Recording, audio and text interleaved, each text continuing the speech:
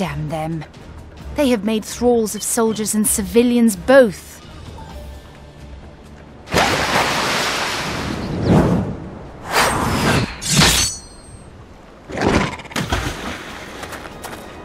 Did I miss much?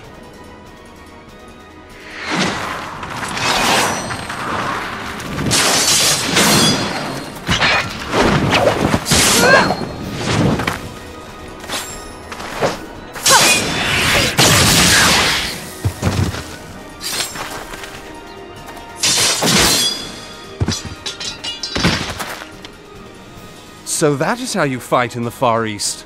Mental note. Pick no quarrel with domans.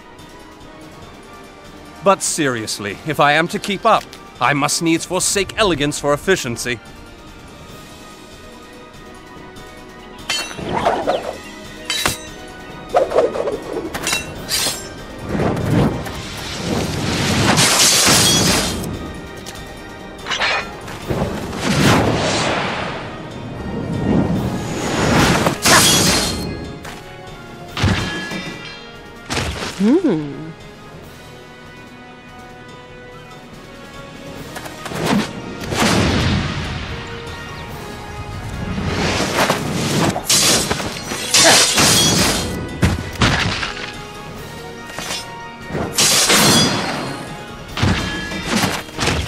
To the Aetheryte!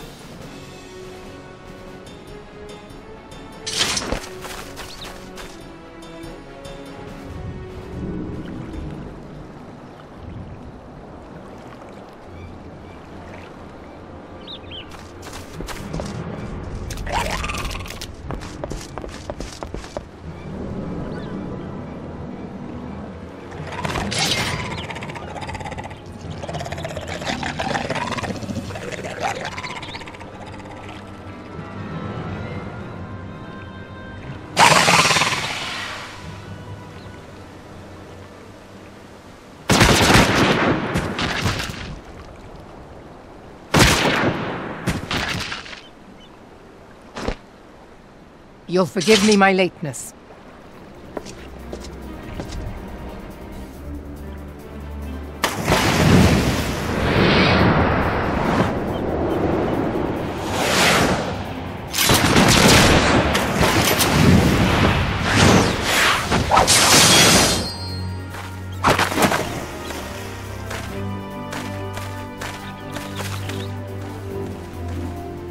I've been something of a liability of late, I know. 'Tis high time I set about making amends.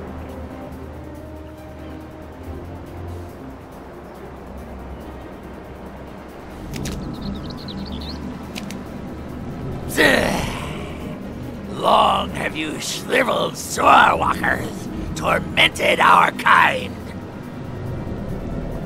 But no more! Your time is at an end!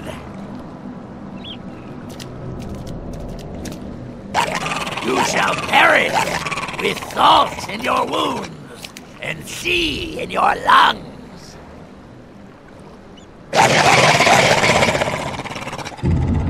Lord of the world, hearken to our plea. Lord of the world, deliver us from our misery. Do you feel that?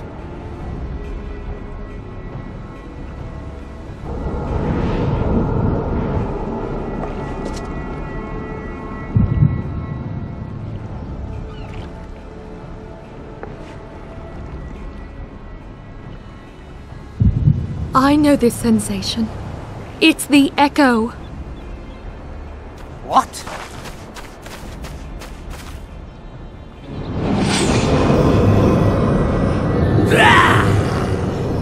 Such power! It is transcendent!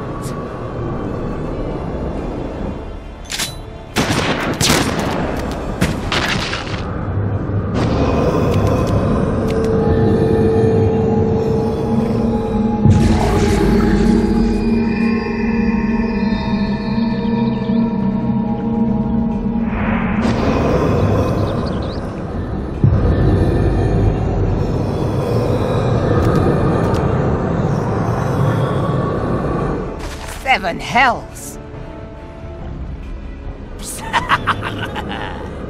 Strike me down if you will. It is futile! I have mastered the gift. I am eternal!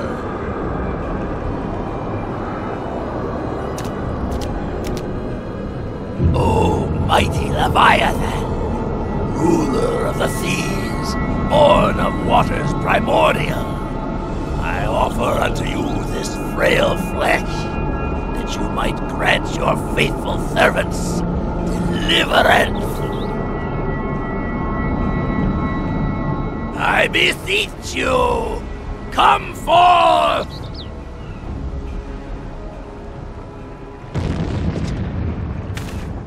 Die, damn you!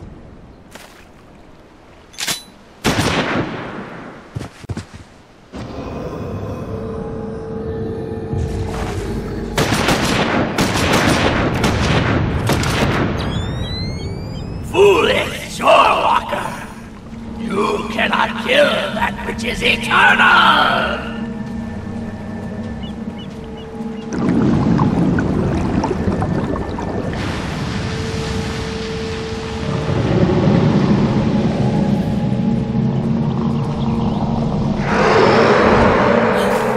Heavens forfend.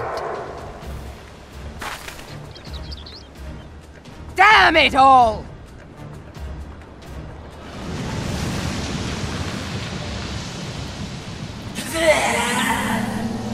My being ebbs away.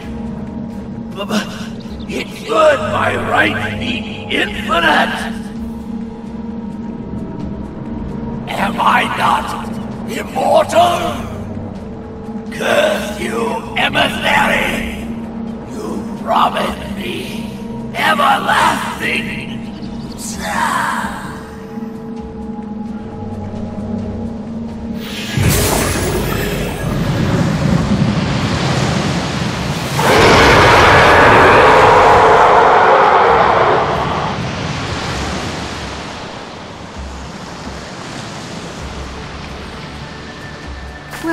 Where did he go?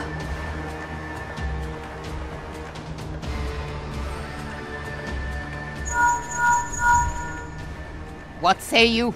Nary a single ship? Hells take that sea demon! Gather the survivors and get to shore. Leave the wrecks for the pirates.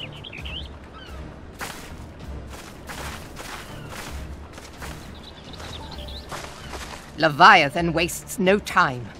The diversionary squadron is lost. For a mercy, 'twould seem the Primal now makes for open sea. But why does he not press his advantage? Unless... God save us! He means to unleash a tidal wave!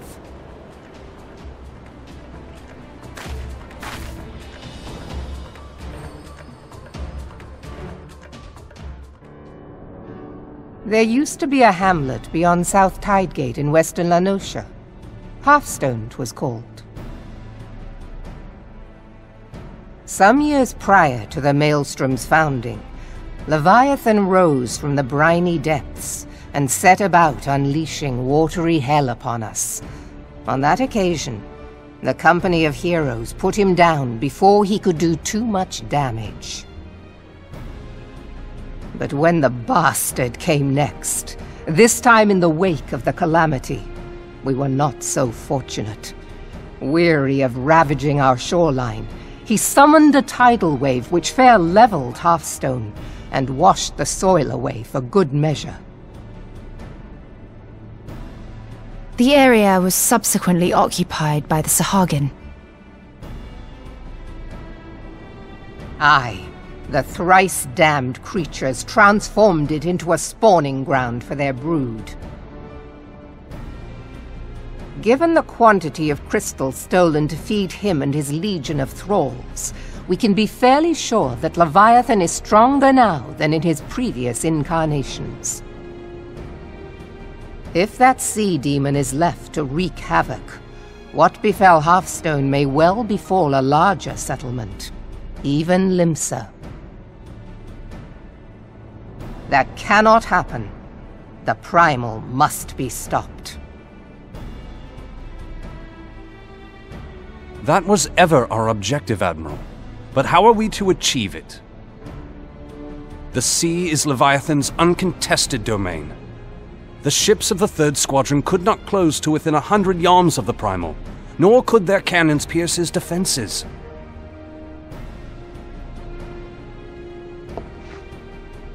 I have read the reports, Master Thancred. Our warships may as well have been bloody pleasure barges for all the good they did. 7 hells! Is there no way that we might strike back? The company of heroes defeated Leviathan, having first lured him into an inlet, but we must needs contend with him upon the open sea. It will avail us little to consult past experience.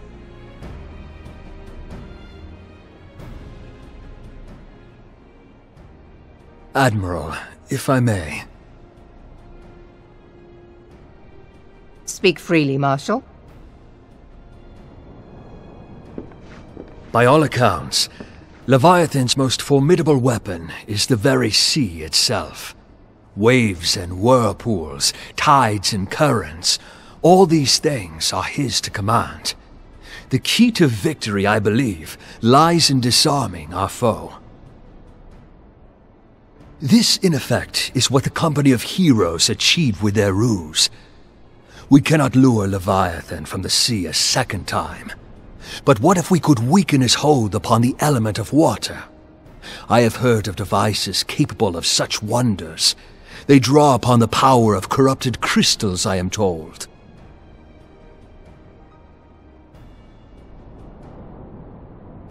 If mounted upon a ship, such a device might be used to prevent Leviathan from bringing the full force of the sea to bear against us, rendering him no more dangerous than any other sea serpent.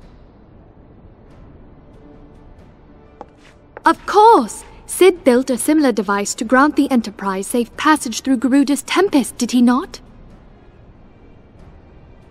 Begging your pardon, my lady, but to give credit where it's due, this is something I heard from an old arcanist friend of mine.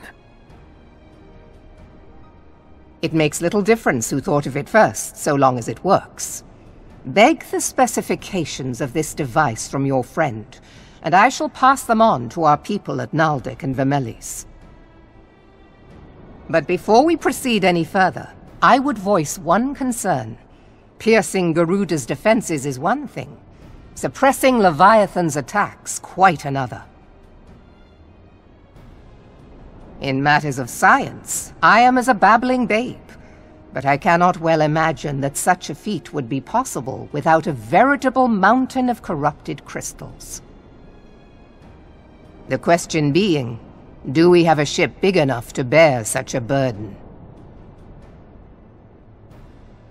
Mayhap not, Admiral, but 2 might. Recall you the tale of Mistbeard's greatest haul? It is said that he lashed 2 ships together, side by side, the better to bear his plunder. By your leave, we might attempt to repeat the trick. The gods know it would be quicker than building a new vessel. Mistbeard did this. Truly, Marshal, upon the subject of the Pirate King, you are as a scholar. Now, from what I have gleaned of these matters, the device will need to be in close and constant proximity to the target. To wit, we must lash our twin vessel to Leviathan. This in itself will be no small feat. Ramming speed will be required, but given the weight of the cargo, that will only be attainable with the aid of a towing vessel.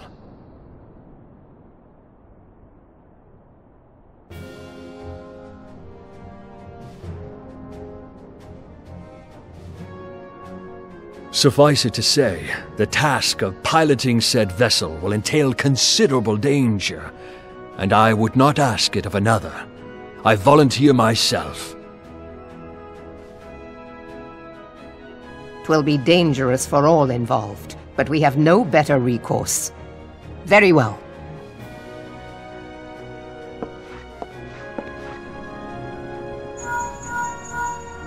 Commodore. Assemble the remnants of the fleet at Morabie Bay. Give priority to our soundest vessels. The repairs can wait.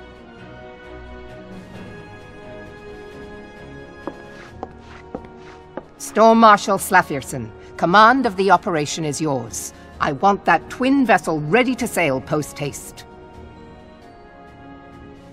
At once, Admiral.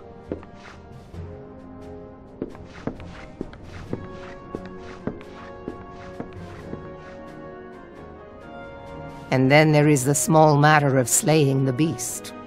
The fate of Limsa rests upon your shoulders once again. Go well, Warrior of Light.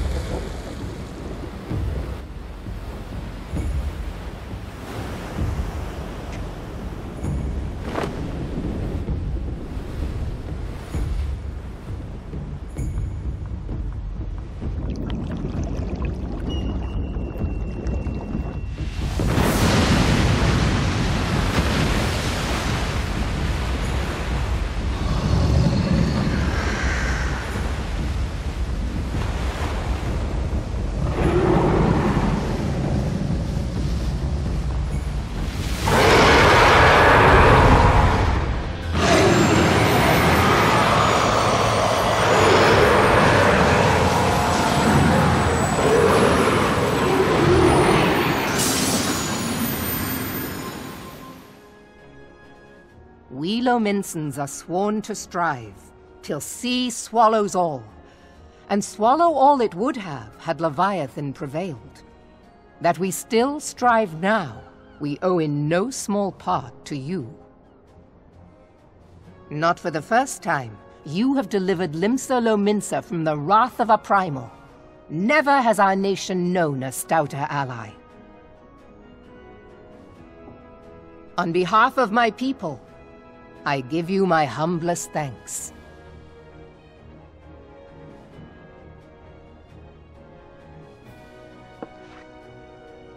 'Tis meet that I give thanks to old Mistbeard, too, for his fine solution. Whatever else he may have been, 'tis clear he was a resourceful soul. Would that I had a man like him in my service.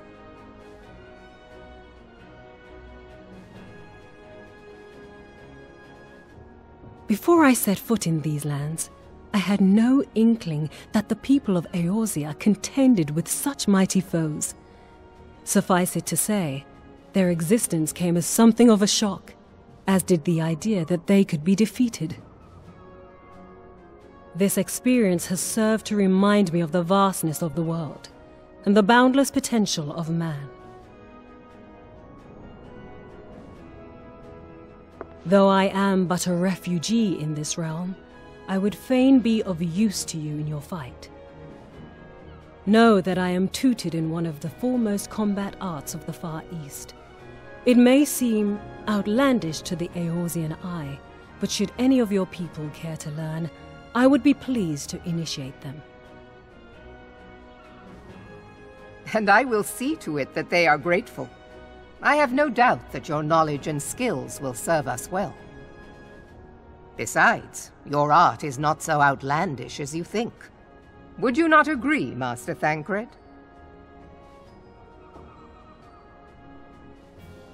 Naught escapes your searching eye, Admiral.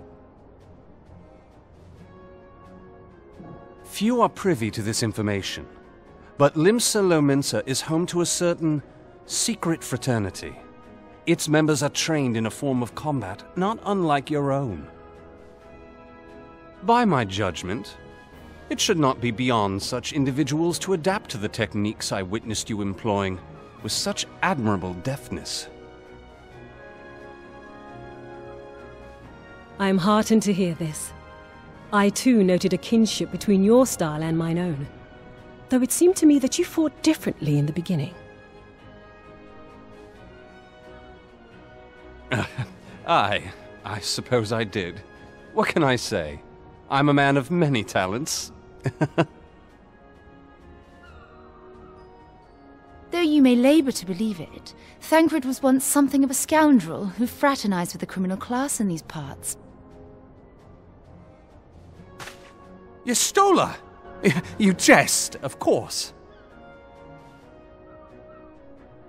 But for a chance encounter with Alphino's grandsire, he might never have left Limsa Lominsa, or received an education in Sharlayan, or taken up his post in Uldar, which is where he trained in the blade, lest you wonder.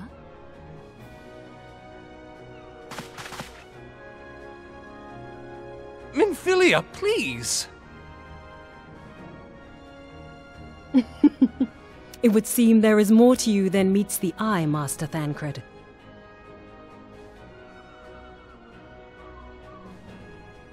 Lady Yugiri, I am told that you and yours came to Eorzea seeking permanent resettlement, and that many domins have since been engaged as frontier hands at Revenant's Toll. Moderna is many things, but a place of refuge it is not. Know that I would like nothing better than to furnish your people with a new home here on Lominsan soil. Alas, racked by instability as we are, our nation is in no fit state to take you in.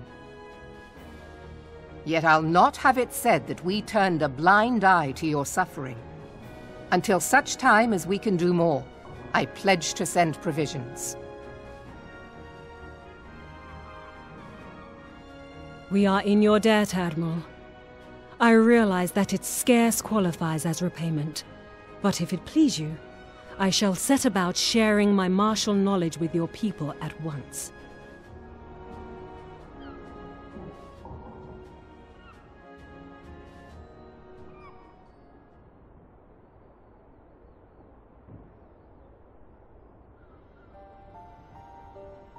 You wished a word in private.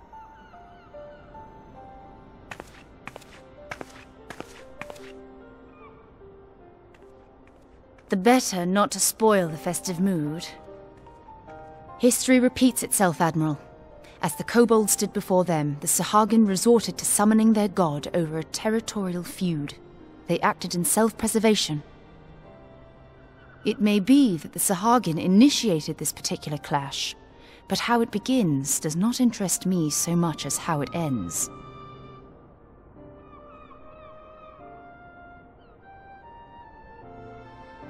I have not forgotten our conversation, Y'ashtola.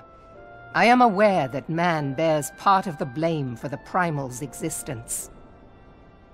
Nor am I ignorant of the Sahagin's reason for acting.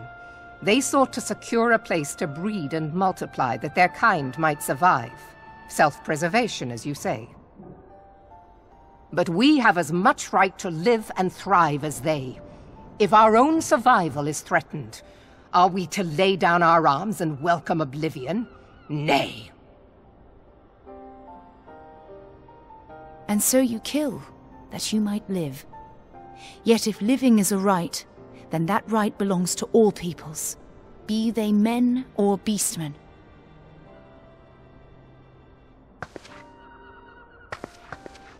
I'll not deny your reasoning.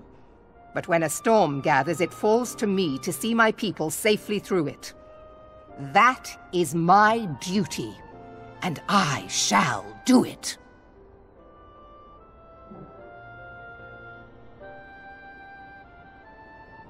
As must we all, Admiral.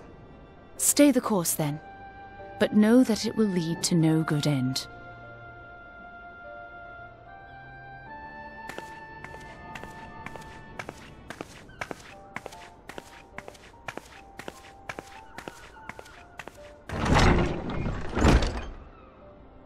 Man has ever put himself first and foremost. To justify his actions, he clads himself in the armor of righteousness, though it be a fancy of his own making. In this, mayhap the Garleans and we Domans are not so different.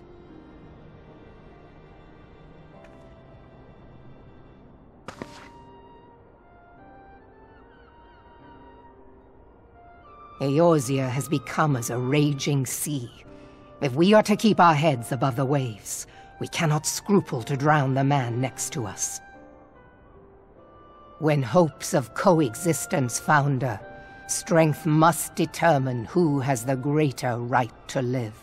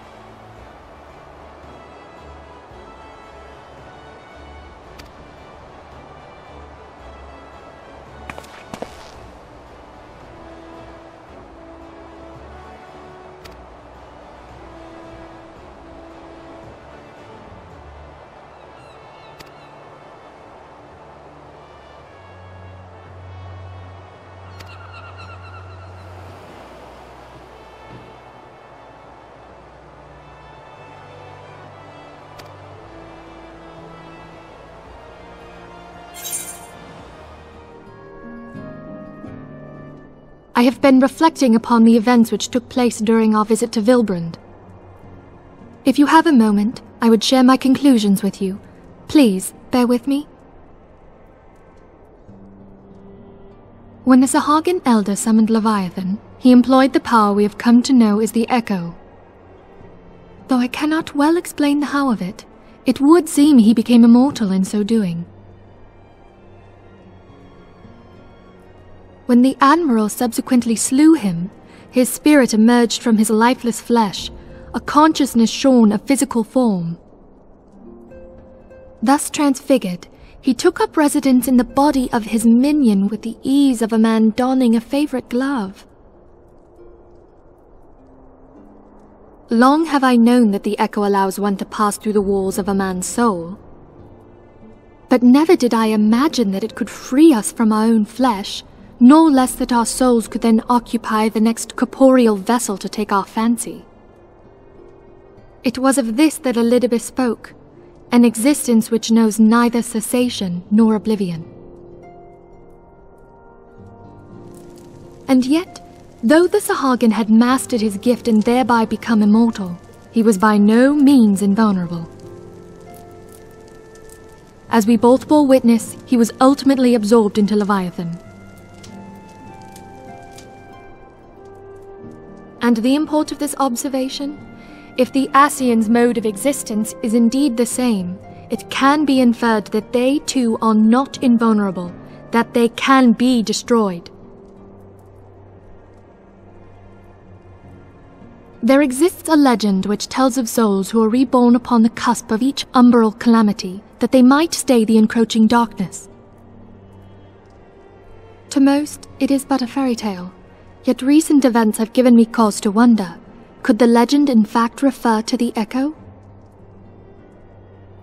Much and more yet remains unknown, but I am confident that all will become clear in time.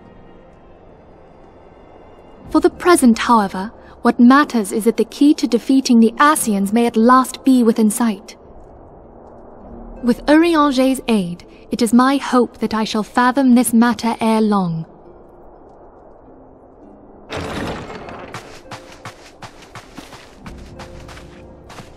Oh, I was just about to send for you, my friend. Is Artemis? Grave tidings from the Sharlayan motherland, my lady. It doth concern our distant allies, the students of Baldessian. What of them?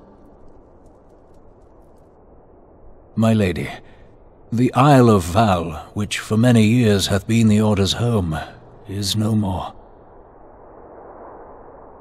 No more? Whatever do you mean? I relate only that which hath been conveyed unto me by our agents. An etheric wave of the highest magnitude was recorded in the region. Soon thereafter, 'twas observed that the isle had ceased to be. 'Tis postulated that a magic was evoked, like in power to Ultima. 12 preserve.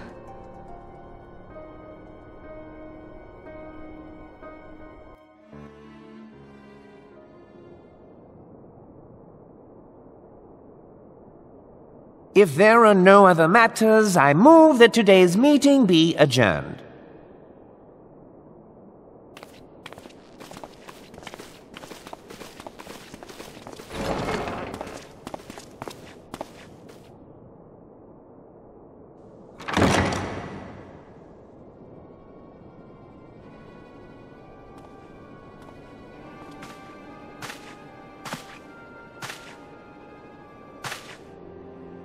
It is done, my lord. Forgive my impertinence, my lord, but these orders, I am uncertain as to what end they serve.